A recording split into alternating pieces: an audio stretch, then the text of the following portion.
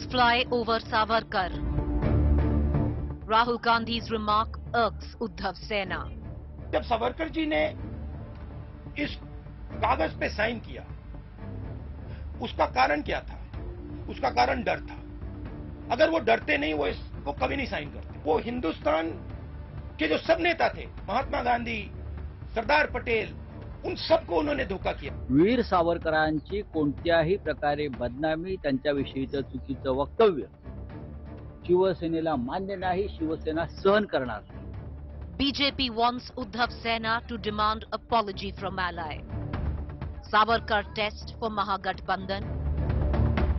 Will Uddhav Sena agree to disagree with ally Congress? Will Uddhav Sena pull the plug on alliance? Savarkar Rao tests the Mahagathbandhan. Top focus 7:30 p.m. to the point this evening.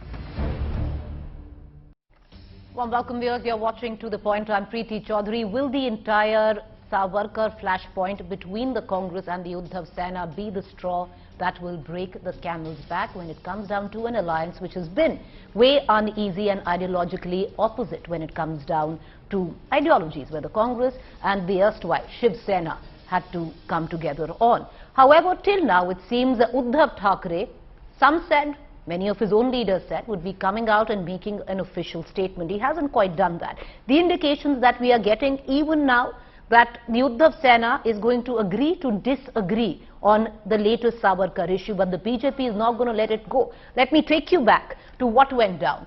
Huge row over Rahul Gandhi's remarks over Savarkar. It continues to escalate in the state of Maharashtra.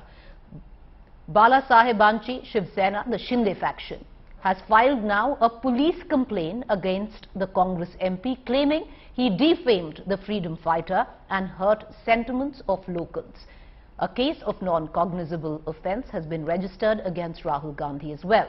The Congress MP had on Thursday alleged that Savarkar betrayed leaders like Gandhi, Nehru and Sardar Patel by signing a letter of apology to the British before independence. He did bring out that letter which you see on your television screens.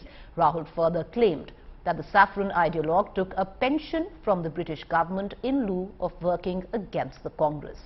Meanwhile, the BJP Yuva Morcha workers staged huge protests today against Rahul Gandhi outside the Congress office in Pune and Mumbai. They removed posters of Rahul Gandhi and burnt even Nehru's posters, burnt Rahul Gandhi in effigy.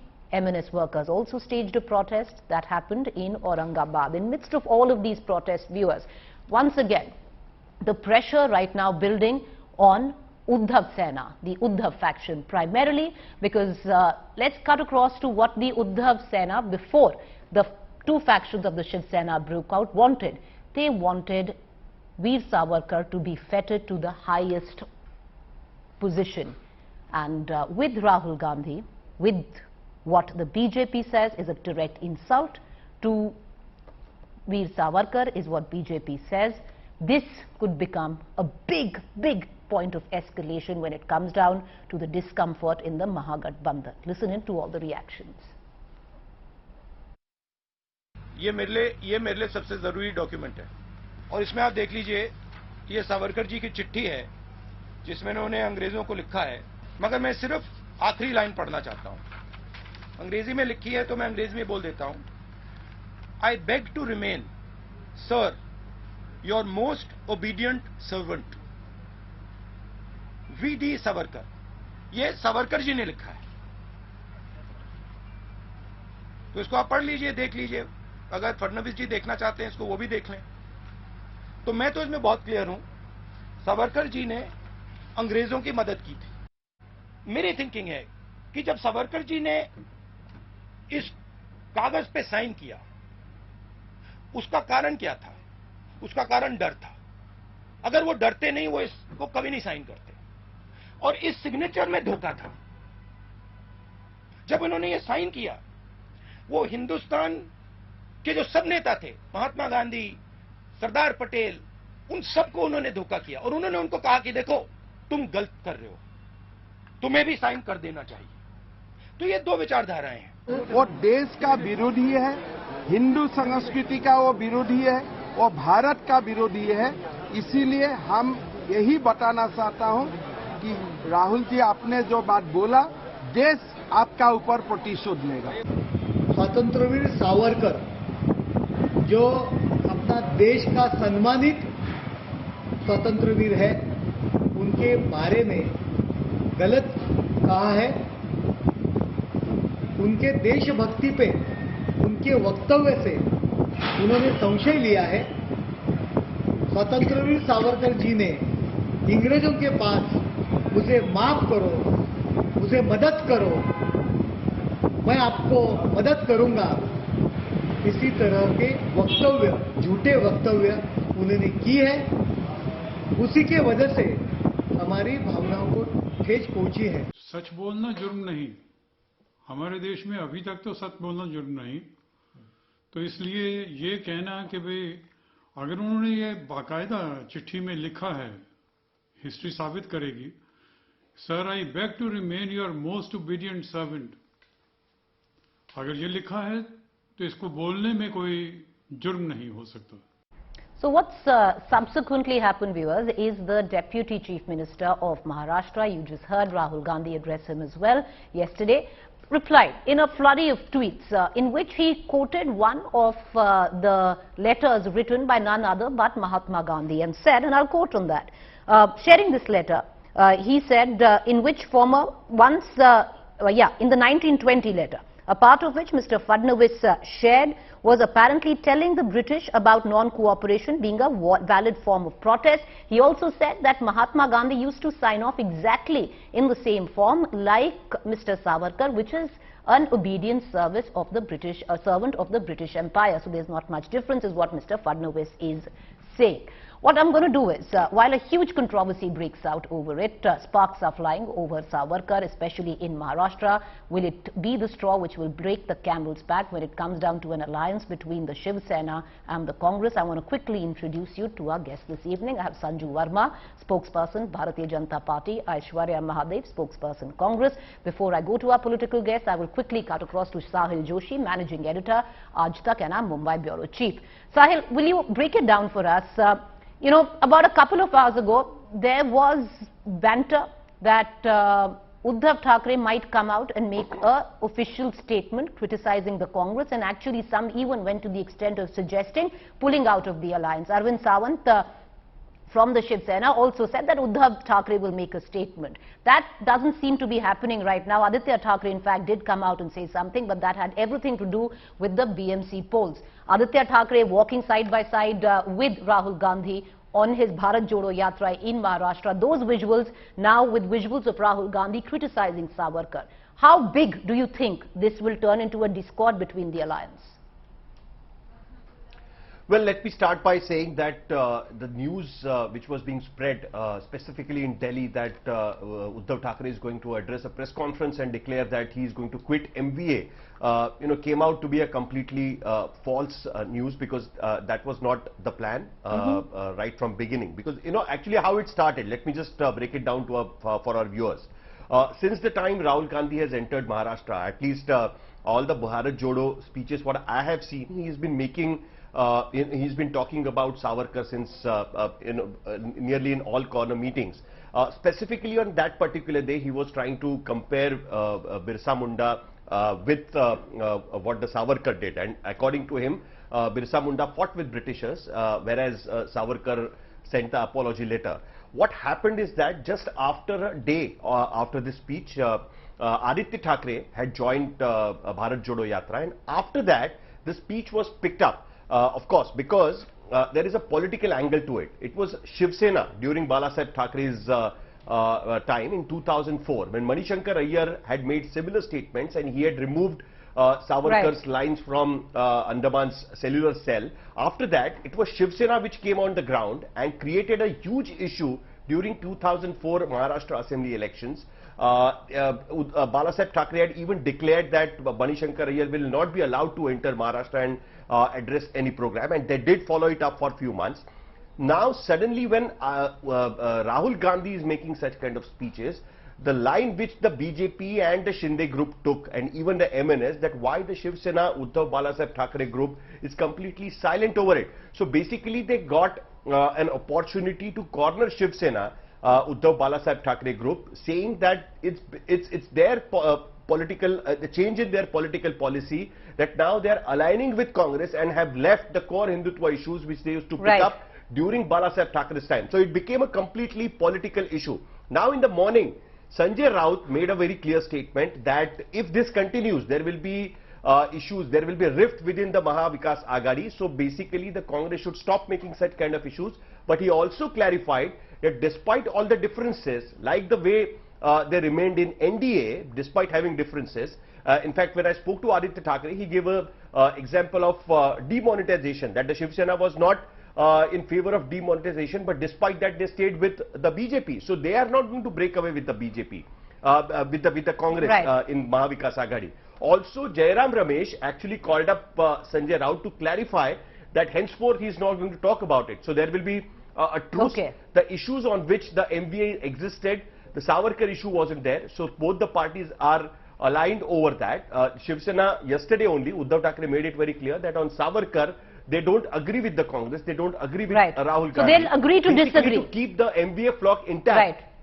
All the efforts were made to keep the MVA flock intact. Rather than getting into an issues which will create rift within the MVA, they have decided to remain silent over that and to go along with the Maha Vikas Aghadi. The Maha Vikas Aghadi, no rift as such, there's no falling out. They've agreed to disagree as of now. Uddhav Thackeray is not pulling the plug. Thank you, Sahil, for joining us. I want to quickly cut across to our political panelists. Aishwarya Mahadev, the question is, you know, why embarrass your ally in Maharashtra by raking up something which is so dear to the sentiment of the erstwhile Shiv Sena?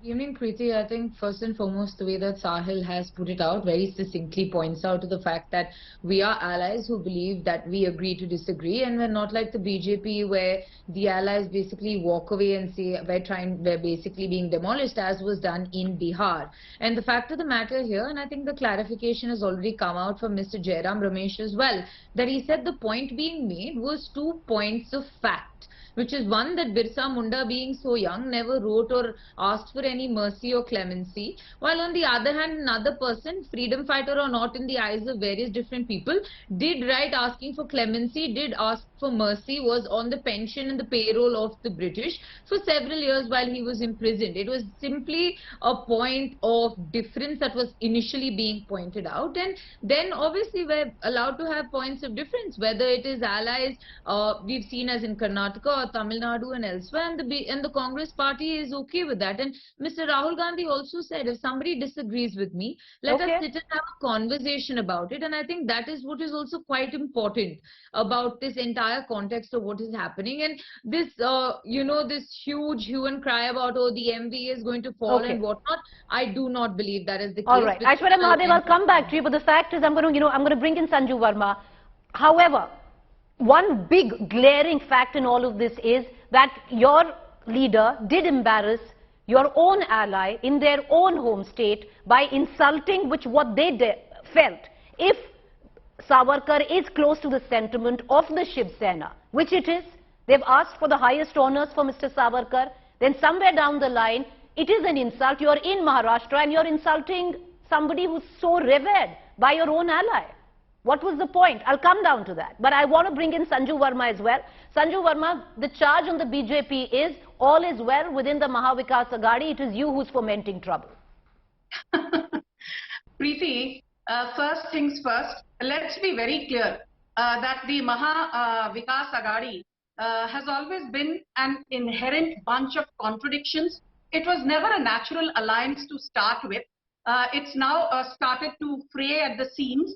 And I don't think, you know, the Congress or any ingredients of the MVA need the BJP to do the damage, because they are in self-destructive mode. Point number one. Point number two, let's not lose sight of the key issue here. And the key issue is simply this. Do you recall, Preeti, in 2016, Rahul Gandhi came to a rally in Maharashtra, Vidarbha specifically speaking, and he did the same thing that he's been doing in the last 24 hours. He said that Veer Savarkar, the RSS, were responsible for killing Gandhi. Then a petition was filed by a man called Ram Madhav Kunte, post which Rahul Gandhi apologized to the apex court. Again in 2018, Rahul Gandhi came to Maharashtra for a rally. He was, repeating pretty much the same thing, saying that Veer Savarkar was responsible for the assassination of Mahatma Gandhi. I recall Kapil Sibal went again to the Supreme Court and with folded hands on Rahul Gandhi's behalf said that Rahul Gandhi unconditionally apologizes. He never meant to implicate the RSS or the Veer Savarkar. It was simply an off-the-cuff mark. And in 2020, repeat offender Rahul Gandhi had to again tender an unconditional apology to the apex court, the Supreme Court, no less, after his bluff was called out on that entire Chaukidar Chor Hai / Rafael imbroglio, post which Rahul Gandhi not only lost the Lok Sabha 2019 elections, but also had a nice big fat omelette on his face, and his credibility went rocketing down, whatever little was left of it. Coming to the moot issue, let me just say one thing, Preeti. I don't want to be very verbose on this entire fracas that has been doing the rounds, but let's be very clear that the collected works of Mahatma Gandhi, a book authored by no one but Mahatma Gandhi himself. I challenge Rahul Gandhi or anyone who has an iota of interest in actually learning about our past and the freedom movement. Every letter written by Mahatma Gandhi to the then Viceroy or the Crown or the Queen of England was always signed off by saying, Your Excellency's most humble servant and sincere friend Mahatma Gandhi, or it would end reading Your Majesty's most obedient servant and sincere friend. So this was particularly, not something specific to Veer Savarkar. Saying your humble servant was the norm those days in terms of how you address letters to the royal crown. All right, I want to bring in Aishwarya. Savarkar? I want to bring in Aishwarya Mahadev again. Ms. Mahadev, the fact is, he might be Savarkar for you, he might be Veer Savarkar for the Bharatiya Janata Party, but he's also Veer Savarkar for your ally. Rahul Gandhi might be wanting to connect an ideology to the RSS where Savarkar is concerned. But having said that, the big question, Aishwarya Mahadev, is why embarrass your own ally in his home state? It's not that the Uddhav Sena is having the greatest run. They're cornered from all sides.